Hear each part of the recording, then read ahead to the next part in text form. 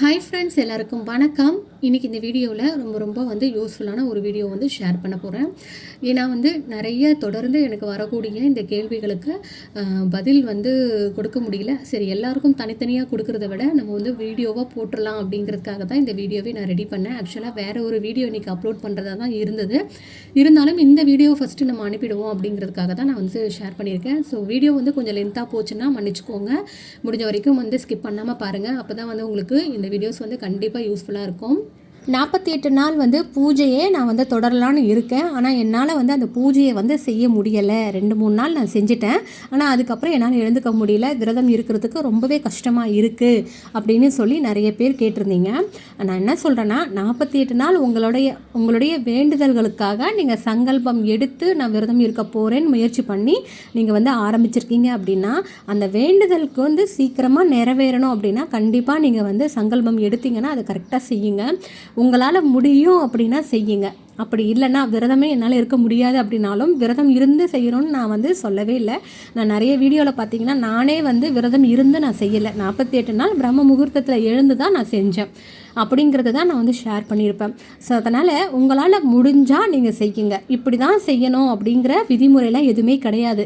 சில விதிமுறைகளை நம்ம கண்டிப்பாக ஃபாலோ பண்ணி தான் ஆகணும். நீங்கள் ஆரம்பிச்சுட்டு ஏதோ ஒரு ஆர்வத்தில் நமக்கு மற்றவங்களுக்கும் நடந்துச்சு, அது மாதிரி நமக்கும் சீக்கிரமாக நடக்கும் அப்படிங்கிற ஒரு ஆர்வத்தில் நீங்கள் ஆரம்பிச்சுட்டு ஒரு வாரம் ஒழுங்காக செஞ்சுட்டு ஒரு வாரம் என்னால் செய்ய முடியல, அப்போ இது நமக்கு நடக்காமல் போயிடுமா, அது ஒரு பெரிய குறையாக ஆகிடுமா அப்படின்னு நிறைய பேர் நினைக்கிறீங்க. தயவு செய்து அந்த மாதிரி யாருமே நினைக்காதீங்க. உங்களால் முடிஞ்சால் தொடருங்க. இல்லைன்னா நீங்கள் அதை விட்டுட்டு விரதம் இருக்க முடியாது, என்னால் உடம்பை கட்டுப்படுத்த முடியாது அப்படின்னா நீங்கள் விரதம் இருக்க தேவையில்லை. நீங்கள் 3 வேளையும் சாப்பிட்டுட்டு கூட நீங்கள் மனசார முருகரை வேண்டிட்டாலே போதும். மறக்காமல் வேல்மாறலை படிங்க. என்னால் அந்த வேல்மாறல் முழுவதுமே படிக்க முடியல, கவனம் சிதறல் அதிகமாக இருக்குது அப்படின்னாலும் அதுக்கும் நான் நிறைய கொடுத்துருக்கேன். நீங்கள் தொடர்ந்து படிக்கத்தான் நிச்சயமாக அது உங்களுக்கு கவன சிதறல் குறைந்து போகிறதுக்கு வாய்ப்பு இருக்குது. அதே மாதிரி வேல்மாறலுடைய பொருள் விளக்கத்தை தெரிஞ்சுக்கிட்டே நீங்கள் படித்தேனாலும் உங்களுக்கு நல்லா இன்ட்ரெஸ்ட் அதிகமாகி படிக்க தோணும் அப்படின்னு சொல்லி நான் ஷார்ட்ஸில் இப்போது அதனுடைய விளக்கத்தை கொஞ்சம் கொஞ்சமாக கொடுத்துட்ருக்கேன். முடிஞ்ச வரைக்கும் ஆல்ரெடி நிறைய படிச்சுட்டு இருக்கிறவங்களுக்கு அதை படிக்க விளக்கம் புரிய ஆரம்பிச்சிருக்கோம். புரியாதவங்களுக்கு நீங்கள் ஷார்ட்ஸில் கூட செக் பண்ணி பாருங்கள். 2-3 தடவை போட்டு கேளுங்க. உங்களுக்கு அதனுடைய விளக்கம் புரிஞ்சுது அப்படின்னா கவனச்சிதறல் அப்படிங்கிறது கண்டிப்பாக இருக்காது. அதுவும் இல்லாமல் ஒரு விஷயத்தை தொடர்ந்துட்டோம் அப்படின்னாலும் அதை முடிக்கிற வரைக்கும் நாம் எந்த அளவுக்கு விடாப்பிடியாக இருக்கோம் அப்படிங்கிறத நம்ம பார்க்கணுங்க. ஏன்னா கடவுள் நீங்கள் கேட்ட உடனே எல்லாத்தையும் கொடுக்க மாட்டார். அவரும் நமக்கு ஒரு டெஸ்ட்டு வைப்பார்ல. நீங்கள் எந்த அளவுக்கு திடகாத்தமாக அந்த விஷயத்தில் இருக்கீங்க, திடமாக இருக்கிறீங்க அப்படிங்கிறதையும் அவர் தெரிஞ்சுக்கணும். சோதனைகள் கண்டிப்பாக கொடுப்பாரு தான். நமக்கு எல்லாமே எளிமையாக கிடச்சிட்டா அதனுடைய அருமை பெருமை நமக்கு தெரியாது. கஷ்டப்பட்டு நமக்கு கிடைச்சா மட்டும்தான் அதனுடைய பெருமையே நமக்கு தெரியும். வேல்மாறல் படிச்சிங்க அப்படின்னா கண்டிப்பாக சொல்கிறேன், நீங்கள் என்ன நினச்சி வேண்டுதல் வைக்கிறீங்களோ அது நிச்சயமாக நிறைவேறும். ஒரு சிலருக்கு ஒரு வாரத்திலே நடந்துருச்சுன்னு சொல்கிறாங்க. ஒரு சிலர் எனக்கு 48 நாளும் நான் முடிய போகுது, ஆனாலும் எனக்கு இது வரைக்கும் எந்த ஒரு சிம்டம்ஸும் தெரியல அப்படின்னு சொல்கிறீங்க. எல்லாமே அவர்களுடைய கர்ம வினையை பொறுத்து தாங்க. ஒருத்தருக்கு ஈஸியாக கிடைச்சிருது அப்படின்னா அவர்களுடைய கர்ம வினை எந்த அளவுக்கு இருக்கோ அதுதான் அவங்களுக்கு சீக்கிரமாக ரியாக்ட் ஆகிருக்கு.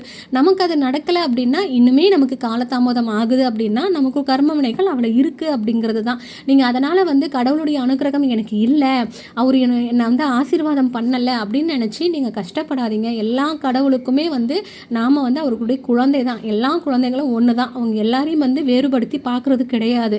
சரி, இப்போது 48 நாள் நான் விரதம் இருந்துட்டேன், என்னால் இருக்கணும்னு நினைக்கிறேன், முடியல அப்படின்னு நினைக்கிறீங்க. ஒரு சில 48 நாளுமே இருக்கணுமான்னு நினைக்கிறீங்க. நான் இந்த ஒரு எளிமையான முறையை சொல்கிறேன். இது உங்களால் முடிஞ்சது அப்படின்னா நீங்கள் முயற்சி செய்து பாருங்கள். முருகருக்கு 48 நாள் ஏன் விரதம் இருக்கும் சொல்கிறோம் அப்படின்னா, ஒரு விஷயத்தை நம்ம செய்கிறோம் அப்படின்னா 48 நாள் வரைக்கும் நம்ம விடாமுயற்சியோடு செய்யும் பொழுது நமக்கு சீக்கிரமாக பலன் கிடைக்கும்னு சொல்கிறாங்க. ஆனால் அது நம்மளால் முடியலை அப்படிங்கிற பட்சத்தில் 21 நாள் அப்படின்னு நம்ம குறைச்சிக்கலாம், நாட்கள் குறைச்சிக்கலாம். அப்படியும் 21 நாள் அப்படின்னு முடியாதவங்க 6 நாள் அப்படிங்கிறத நீங்கள் வச்சுக்கோங்க. இந்த 6 நாள் கண்டிப்பாக விரதம் இருங்க. ஒரு வேளை விரதம் இருங்க. அதே மாதிரி என்ன வேண்டுதலுக்காக நீங்கள் முருகரை பிரார்த்தனை பண்ணிக்கிறீங்களோ அதற்கு நீங்கள் மனசார சிரத்தையோடு நீங்கள் விரதம் இருந்து அதுக்கப்புறம் நீங்கள் வேல்மாறலை பாராயணம் பண்ணுங்கள். அதே மாதிரி உங்களுக்கு நான் சொன்ன அந்த விதிமுறைகள் எல்லாத்தையுமே நீங்கள் ஃபாலோ பண்ணுங்கள். 6 நாள் நீங்கள் அந்த மாதிரி இருந்தீங்கனாலே கண்டிப்பாக சொல்கிறேன், உங்களுக்கு 100% பலன் வந்து கிடைக்கும். அதை நம்பிக்கையாக நீங்கள் செய்யுங்க. 6 நாள். இப்போ இதுலேயும் சிலருக்கு கேள்வி வரும், 48 நாள் பண்ணலை, 6 நாளில் பண்ணால் நடந்துருமா அப்படின்னு நினைப்பீங்க. நம்ம அந்த 6 நாளும் எப்படி இருக்கும் அப்படிங்கிறது தாங்க அதில் இருக்குது. நம்ம எந்த அளவுக்கு வந்து சிரத்தையாக அதில் இருக்கோம் அப்படிங்கிறது தான். அதனால் நீங்கள் வந்து 6 நாள்ன்றது இருக்கலாம். அந்த 6 நாளும் எப்படி இருக்கலாம் அப்படிங்கிறத நான் உங்களுக்கு சொல்கிறேன். முருகப்பெருமானுக்கு உண்டான பாடல் அப்படின்னாலே கந்த சஷ்டி கவசம், கந்தகுரு கவசம், திருப்புகழ், இது எல்லாமே நமக்கு வந்து தெரியும். ஆனால் பார்வதி தேவி தன்னுடைய ஒட்டுமொத்த சக்திகளையும் வேலாக உருமாற்றி அந்த வேலை முருகப்பெருமானுக்காக பரிசளித்தார். அந்த வேலை வைத்து உருவாக்கப்பட்ட பாடல் தான் வேல்மாறல். அதை தினமும் எவர் ஒருவர் வேல்மாறலை வந்து பாராயணம் செய்து வருகிறார்களோ அவர்களுக்கு முருகப்பெருமானுடைய கையில் இருக்கக்கூடிய அந்த வேலினுடைய சக்தி முழுமையாக கிடைக்கும். அது ஒரு கவசமாகவே அவங்கள காத்தருளும். என்னால் முழுமையாக வேல்மாறலை படிக்கக்கூட நேரம் இல்லை, படிக்கக்கூட எனக்கு வந்து கவனச்சிதறல் ஆகின்றது அப்படிங்கிறவங்க இந்த 4 வரிகளை உச்சரிப்பதனால எந்த சிரமமும் இருக்காது, கஷ்டமும் இருக்காது. அதனால் இந்த 4 வரிகளை வந்து நீங்கள் மனதார உச்சரித்தாலே போதும் அப்படின்னு தான் நான் சொல்லுவேன். இந்த வேல்மாறலை இந்த 4 வரிகளை மட்டும் நம்ம படித்தோம் அப்படின்னாலும் நமக்கு முழுமையான பலன் கிடைக்கும். அது என்ன வரி அப்படின்னு பார்த்துக்கலாம். எந்த நேரத்தில் படிக்கிறது அப்படிங்கிறதையும் நீங்கள் தெரிஞ்சுக்கோங்க. இந்த வேல்மாறல் வந்து படிக்கும்போது கண்டிப்பாக நம்மக்கிட்ட வேல் இருக்கணும். அப்படி இல்லைனாலும் முருகப்பெருமானுடைய படத்தில் இருக்கக்கூடிய வேலை மஞ்சள் குங்குமம் பொட்டு வைத்து நம்ம வந்து முருகப்பெருமானுடைய கையில் இருக்கக்கூடிய வேலை மட்டுமே வச்சு நம்ம வந்து விளக்கேற்றி கும்பிடலாம். காலையில் எழுந்ததுமே அந்த வேலுக்கு முன்பாக ஒரே ஒரு விளக்கேற்றி வச்சுட்டு வேல்மாறலை நீங்கள் வந்து பாராயணம் பண்ணணும். செவ்வாய்க்கிழமை தோறும் நம்ம வேல் வச்சுருந்தோம் அப்படின்னா அதுக்கு வந்து அபிஷேகம் செய்யணும். அப்படி வேல் இல்லை அப்படின்னாலும் அந்த படிக்கலாமா அப்படிங்கிற ஒரு கேள்வி வரும் இல்லையா. வேல் இல்லைனாலும் முருகனுடைய படத்தில் இருக்கக்கூடிய அந்த ஃபோட்டோவில் இருக்கக்கூடிய அந்த வேலை மட்டுமே மனசில் நினச்சிட்டு கூட இந்த வேல் மாறலை நீங்கள் வந்து படிச்சிங்கனாலும் அந்த வேல் வந்து நமக்கு துணையாக நிற்கும். தினமும் காலையில் ஏதாவது ஒரு நேரத்தை வந்து தேர்ந்தெடுத்துக்கோங்க. அந்த நேரத்தை தொடர்ந்து நீங்கள் படிக்க ஆரம்பிக்கலாம். வேல்மாறலுடைய வரிகள் பார்த்திங்கன்னா, திருத்தணியில் உதித்தருளும் ஒருத்தன் மலை விருத்தன் எனது உலத்தில் உரை கருத்தன் மயில் நடத்து குகன் வேலே. இந்த 4 வரி மட்டுமே நமக்கு வந்து முழுமையான பலனை தரும். நீங்கள் வந்து நம்பிக்கையாக செய்யுங்க. என்னடா அது வேல்மாறலில் அதிக பாடல் இருக்குது, நமக்கு 4 வரியை மட்டும் சொல்கிறாங்களே நீங்கள் நினைக்காதீங்க. அப்படி உங்களால் அந்த முழு பாடலையும் பாட முடியாட்டி இந்த 4 வரிகளை பாடினாலே உங்களுக்கு முழு பலனும் கிடைக்கும்னு சொல்கிறேன்.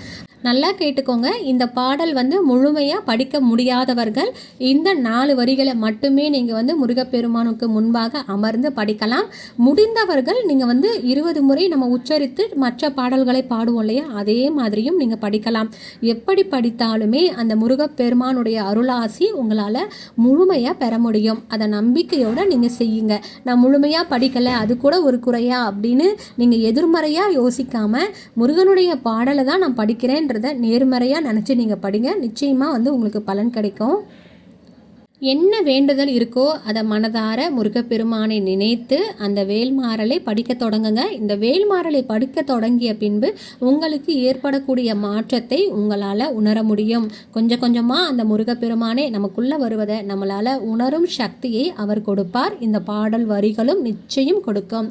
இந்த வேல்மாறல் நீங்கள் படிச்சுக்கிட்டே இருந்தீங்கன்னா நிச்சயமாக உங்களுடைய கனவில் காட்சி கொடுப்பார். அடுத்தது நீங்கள் என்ன பண்ணணும் அப்படிங்கிறதையும் உங்களுக்கு சொல்லுவார். இதை இதுவரைக்குமே நான் உணர்ந்திருக்கேன் அப்படிங்கிறவங்க மறக்காமல் கமெண்ட் செக்ஷனில் கமெண்ட் பண்ணுங்கள். நான் படிக்க ஆரம்பித்து சில மாற்றங்கள் எனக்கு தெரிஞ்சிருக்கு அப்படின்னாலும் நீங்கள் வந்து கமெண்ட் செக்ஷனில் கமெண்ட் பண்ணலாம். 48 நாள் முடியாதவர்கள் இந்த முறையில் வேல்மாறலை படித்து பாருங்கள். 21 நாள், 6 நாள் இந்த மாதிரி நாட்களை பிரித்து கூட நீங்கள் செய்யலாம். உங்களால் முடியும் அப்படின்னா நீங்கள் 48 நாளுமே செய்யலாம். எந்த தவறுமே கிடையாது. கையில் வேல் வச்சிருக்கிறவங்க நீங்கள் ஏதாவது ஒரு வேலைக்கு போகிறீங்கனாலும் அந்த கையில் வந்து எடுத்துகிட்டு போங்க. நீங்கள் செல்லக்கூடிய காரியம் உங்களுக்கு தடை ஆகாமல் இருப்பதற்கு இந்த வேல் உங்களுக்கு நிச்சயமாக கை கொடுக்கும். வேல்மாறலை பற்றி நான் சொல்லி நீங்கள் தெரிஞ்சுக்கிறத விட 48 நாள் தொடர்ந்து நீங்கள் பூஜை செஞ்சு மனசார வழிபட்டிங்கனாலே அதனுடைய அனுபவத்தை உங்களால் வந்து உணர முடியும். அது மட்டும் இல்லாமல் முருகப்பெருமானுடைய அருளும் உங்களுக்கு கிடைச்சது அப்படிங்கிறதையும் உங்களால் வந்து உணர முடியும். நான் இதை படிக்க ஆரம்பித்ததுக்கப்புறம் எனக்கு நிறைய தடங்கள் வருது, நிறைய கஷ்டங்கள் வருதுன்னு நீங்கள் வந்து எதிர்மறையாக சிந்திக்காமல் இந்த வேல்மாறலை வந்து நிறுத்திடலாம் அப்படின்னு யோசிக்காமல் நீங்கள் தொடர்ந்து வந்து படிச்சுக்கிட்டே இருங்க. அதற்கான பலன் உங்களுக்கு நிச்சயமாக கிடைக்கும். ஏன்னா முருகர் நம்மளுடைய கர்மாக்களை முதலில் கழிக்கிறார், அதற்கு பிறகு நல்லதை வாரி வாரி கொடுப்பார் என்பதை நாம் வந்து அதற்கு பின்னால் மறைந்திருக்கக்கூடிய அர்த்தத்தை புரிஞ்சுக்கணும். முருகா முருகா என்ற நாமத்தை சொல்லி அவன் பாதங்களை பற்றி கொண்டாலே நிச்சயமாக ஏமாற்றங்கள் கிடைக்காது. ஸோ கண்டிப்பாக இந்த வீடியோஸ் உங்களுக்கு ரொம்ப யூஸ்ஃபுல்லாக இருக்கும்னு நினைக்கிறேன். முடிஞ்ச வரைக்கும் 6 நாள் சங்கல்பம் எடுத்து பண்ணுங்கள், 21 நாள் பண்ணுங்கள், 48 நாள் பண்ணுங்கள். உங்களால் எது முடியுமோ அதை பண்ணுங்கள். கண்டிப்பாக நல்ல பலன்கள் கிடைக்கும். இந்த வீடியோ உங்களுக்கு பயனுள்ளதாக இருந்ததுன்னா உங்களுடைய ஃப்ரெண்ட்ஸ் அண்ட் ஃபேமிலிக்கு ஷேர் பண்ணி விடுங்க. நம்ம சேனலையும் சப்ஸ்கிரைப் பண்ணிவிட்டு பக்கத்தில் இருக்கக்கூடிய பெல் பட்டனையும் கிளிக் பண்ணி வச்சுக்கோங்க. மீண்டும் அடுத்த ஒரு நல்ல வீடியோவில் சந்திக்கலாம். அது வரைக்கும் நன்றி, வணக்கம்.